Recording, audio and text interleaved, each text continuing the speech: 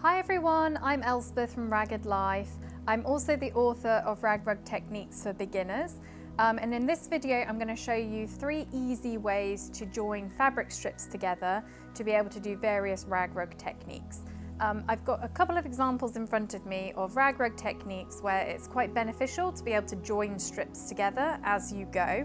So this technique here to the right of me is called twining. The work that you're doing is on a big frame like this one here, so it's not very convenient to be able to just join strips on a sewing machine ad hoc.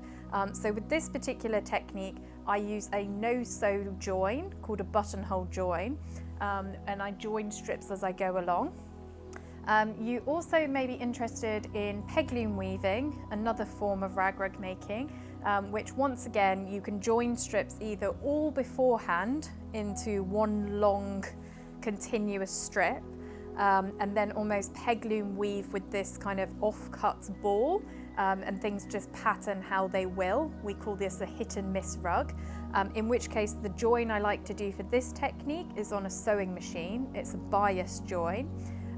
Or you can join strips as you go along with that buttonhole join, or the third technique, which I'm also going to show you how to do, which is just a simple hand sewn join, which probably gives you the cleanest appearance, but is obviously the most time consuming. So first technique I'm going to show you is the buttonhole join of joining strips together. So here we go.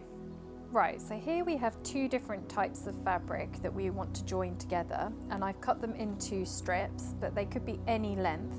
I've deliberately chosen 2 different types of fabric, so you can see that this doesn't just work with, jersey to jersey or cotton to cotton. The first thing that I always do is I either round off the ends of both of the strips slightly, so cut them almost like into a bit of a petal shape on the end, or I cut them slightly pointy. It's just to take a little bit of the bulk off both of them.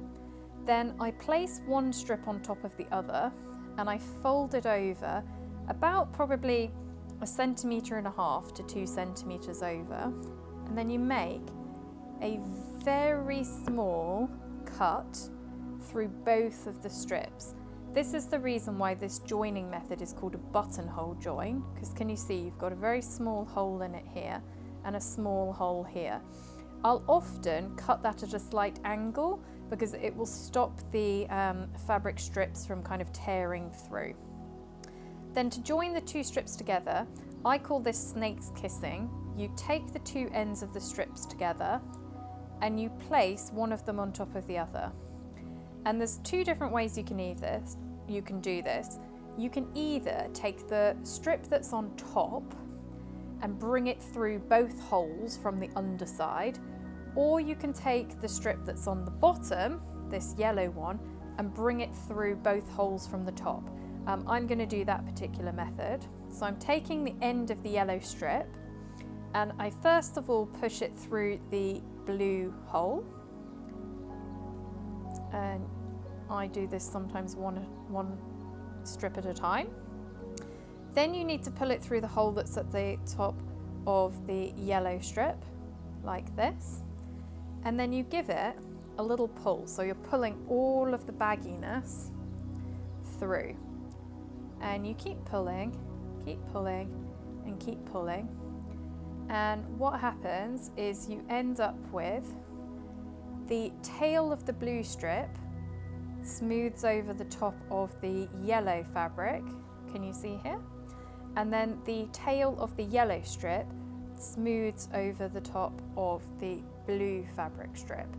And this is just a really easy and quick way to join fabric strips together without having to do any kind of sewing. So great if you're doing crafts on the sofa, for example.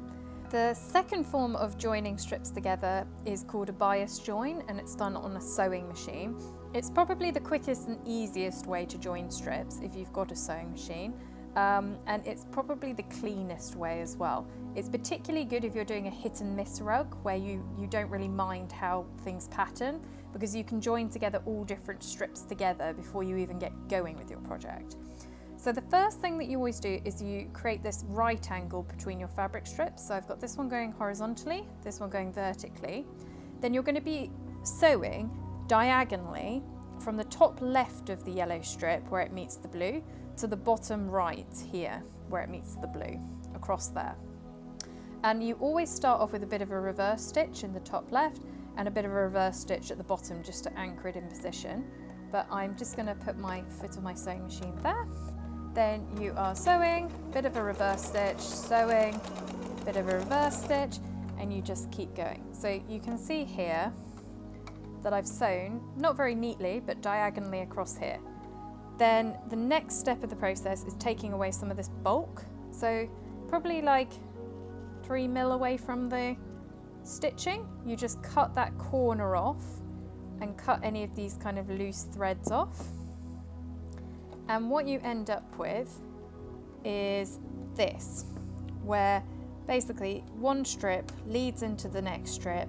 It's a nice strong join, and it's just a really quick and easy way to join strips together. So this final third method of joining strips together, I call it an enclosed end join, but it may have a different name. So I take my 2 strips of fabric. If you're working with a bulky fabric, you may want to just slightly trim off the corners of your strips just to make them a little bit pointy, like this. But you don't necessarily have to do that. And you want to thread up a needle with some thread. I've actually doubled up my thread just to make it a little bit stronger and then knotted the end of it, but you don't need to do anything particularly fancy. Then once you've got your kind of 2 strips, you place them facing towards each other, and almost like bias binding, you're trying to fold the edges of both strips in and then fold them together to almost create this enclosed fold, which almost like smooths things out. And I don't think that this sewing has to be particularly neat, because in rag rug techniques, most of the time these joins get completely disguised. So don't worry about this being pretty, it just needs to be effective. You can kind of basically just sew through this join that you've created here. Sometimes I like to almost do like a whip stitch around the top, but it's entirely up to you how you go about joining these together. As long as I said, it's fairly strong, that's the main thing that you're looking for. Obviously, if you've got a thread that's very distinctly different colour to your fabric that you're working with, you may need to be a little bit more careful about how you do this. But I normally put in like 6 or 7 stitches along that kind of join part. And then once you're happy that you're fairly secure, you just knot things off. Once again, as you can probably tell, I'm not a sewer, but this way of joining works very well for me when I'm doing things like twining projects or locker hooking or other rag rug techniques. And you just do a few knots into your join, like so, and then trim your tails off at the end, nice and neatly. Do it with the first ones as well. And this is what you end up with at the end. A nice kind of like fairly neat enclosed join. So that is my third little technique of joining strips. So these are the 3 different means of joining strips together. This first one is called a buttonhole join. That's my no-sew way of joining strips.